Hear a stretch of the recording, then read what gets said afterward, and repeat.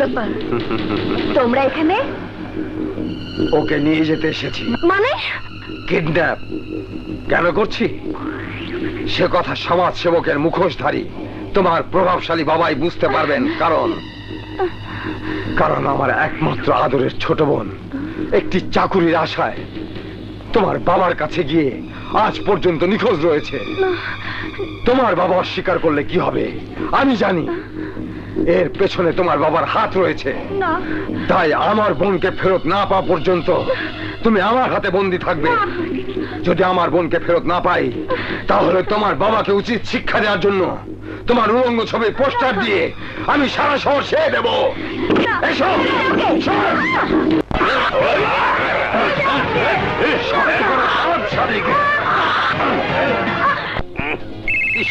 শান্তি গরমের সময় ডিস্টার্ব। হ্যালো, তোমার মেয়ে আমার হাতে বন্দী। বিকেল 5টার মধ্যে আমার বোন সাথীকে ফেরত দিয়ে গুদারাঘাট থেকে তোমার মেয়েকে নিয়ে যাবে। কোনো চালাকির চেষ্টা করলে মেয়েকে হারাবে। মনে রেখো 5টা বেজে 1 মিনিট হলে তোমার মেয়ের শরীরে কোনো কাপড় থাকবে না। আর 5 মিনিট হলে কি থাকবে না তা তুমি বুঝে নিও। হাতে সময় মাত্র 5 ঘন্টা। ওই শালার বোন ওই মাগির সাথীকে ফেরত দিলে আমার লাল বাতি জ্বলবো, আর না দিলে আমার বের 12টা বাজবো। 5টা বেজে 1 মিনিট হয়ে গেছে। ওর বাবা কথা অনুযায়ী কাজ করেনি। ওই আমাদের কাজ শুরু কর। খবরদার, যদি আমার শরীরে একটি আঁচড় পড়ে তাহলে এই মুক্তির বিপ্লবের হাত থেকে তোরা কেউ রক্ষা পাবি না, কেউ না।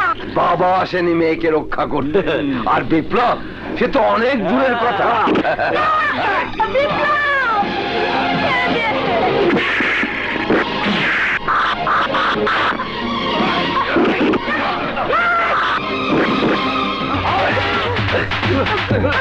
চলে যাও না।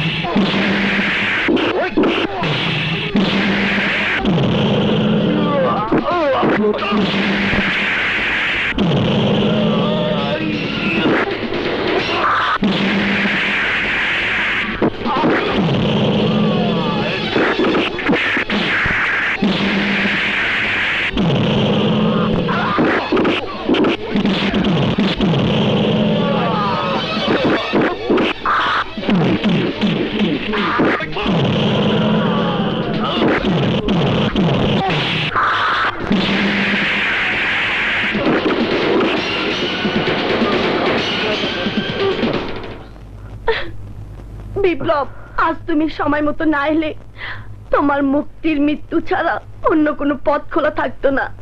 না, খোদা তো সহজে বিপ্লবের মুক্তিকে কেড়ে নেবে না। আর তাই তো শত কাজের ব্যস্ততার মাঝেও মনটা তোমার উদ্দেশ্যে আমাকে জিমনেশিয়াম সেন্টারে নিয়ে গিয়েছিল। আর সেখানে গিয়ে এই দুর্ঘটনার খবর জানতে পেরেছি। তাহলে আমি চাই এখন থেকে প্রতিদিনই এরকম একটা দুর্ঘটনা ঘটুক, যাতে প্রতিদিন তোমাকে কাছে পাওয়ার সুযোগটুকু পাই।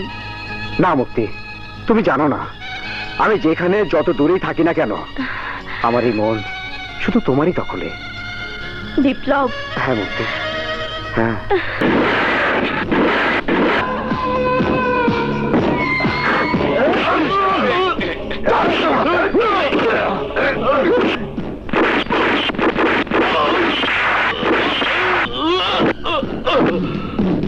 ভাষার ভাষা না বুঝলে জীবনের আশা ছেড়ে দিতে হয়।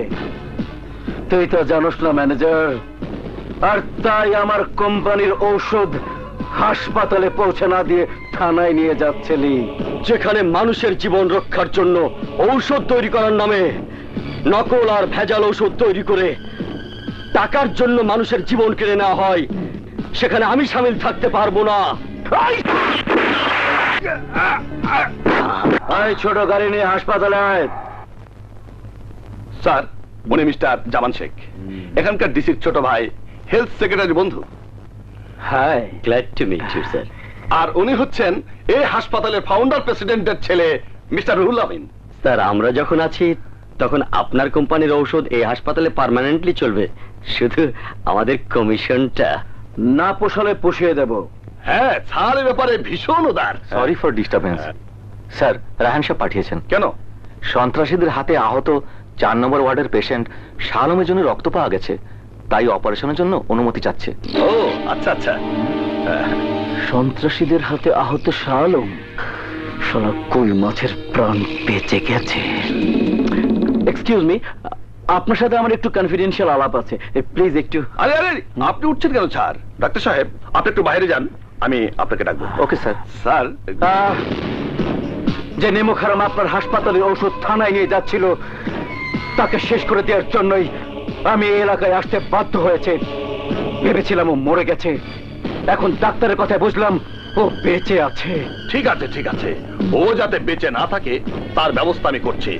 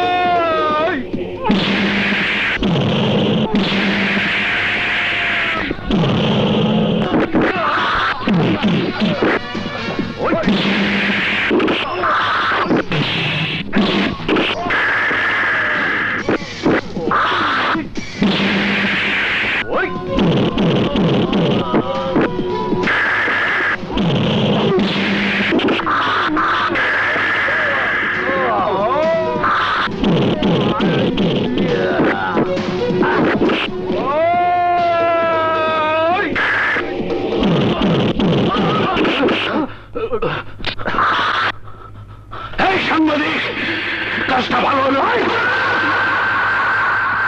যেখানে এই দুর্জয়, সেখানেই তোদের মতো মানুষদের পরাজয়।